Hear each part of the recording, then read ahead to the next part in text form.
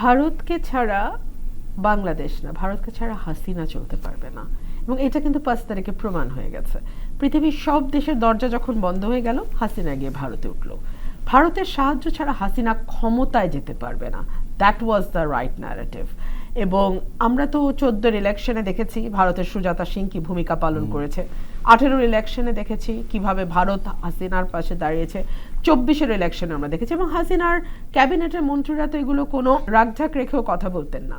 তারা বলতেন যে দিল্লি আছে, আমরা আছি, আমরা আছি, দিল্লি আছে। এমপি প্রার্থীরা এটা বলতেন আমি দিল্লির প্রার্থী, আমি দিল্লির প্রার্থী। বাংলাদেশের 53 বছরের ইতিহাসে এরকম কথা কোনো নির্বাচনে, সেটা জাতীয় স্থানীয় কোনো নির্বাচনে কোনো প্রার্থী এভাবে নিজেকে অন্য দলের প্রার্থী ঘোষণা করা, that is unheard of, unbelievable, এবং এটা হতে পারে না। তো যাই হোক, এগুলো হয়েছে হাসিনার আমলে। এবং হাসিনার পক্ষে আসলে ভারতকে সকল কিছু না দিয়েও কোনো উপায় ছিল না, কারণ তাদের মধ্যে আন্ডারস্ট্যান্ডিং বা ডিলিংটা ওটাই ছিল যে বাংলাদেশ থেকে যা যা নেওয়ার সব নিতে পারো, কিন্তু বিনিময়ে আমাকে ক্ষমতায় রাখতে হবে, এবং ভারত তাই করেছে। 5 তারিখের পরে ন্যাচারালি সব কিছুই উল্টে গেছে। ভারত বলে আমরা নাকি সেখানে চিকিৎসা নিতে চাই। এতে কার রিজার্ভের মধ্যে ফরেন কারেন্সি জমা হয়? আমরা কি বিনা পয়সা চিকিৎসা করি? বাংলাদেশিদের ভিসা দেওয়া রেস্ট্রিকশন চলে এসছে। ভারতের অর্ধেক হোটেল ব্যবসায়ীরা বলছে, বিশেষ করে কলকাতার, যে আমাদের তো কোনো কাস্টমারই আমরা পাচ্ছি না। চেন্নাই পর্যন্ত গিয়েছে, চেন্নাই পর্যন্ত গিয়েছে। আমাদের হোটেল মালিক, দোকান মালিক, মার্কেট মালিক, তারপরে চিকিৎসা হাসপাতাল মালিক, সকলেই কিন্তু বলছে বাংলাদেশের ভিসা যদি স্বাভাবিক না হয়, ব্যবসায় ধস নেমে গেছে।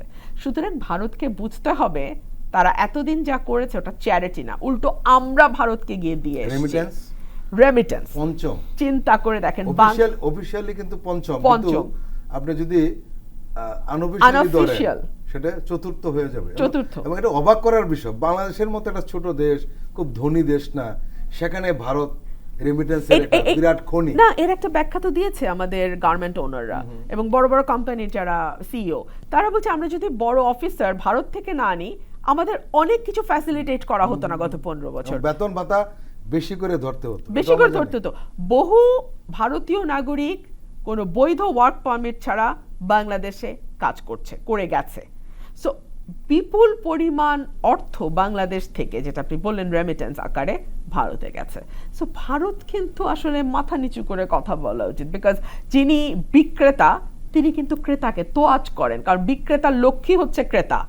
আমরা কিন্তু ভারতের ক্রেতা, আমরা ভারত থেকে জিনিস কিনি, ভারতের লোকজনকে আমরা হায়ার করে আমার দেশে চাকরি দেই, ভারতের কাছ থেকে আমাদের তিস্তার পানির বদলে ফেনী পানি দিয়ে দেয়, তিস্তা পাই না, 54টা অভিন্ন নদীর পানির কোনো হিস্সাই ভারতের সাথে হয় নাই। সো ভারতের আসলে গলা নিচু করে বাংলাদেশের সাথে কথা বলা উচিত।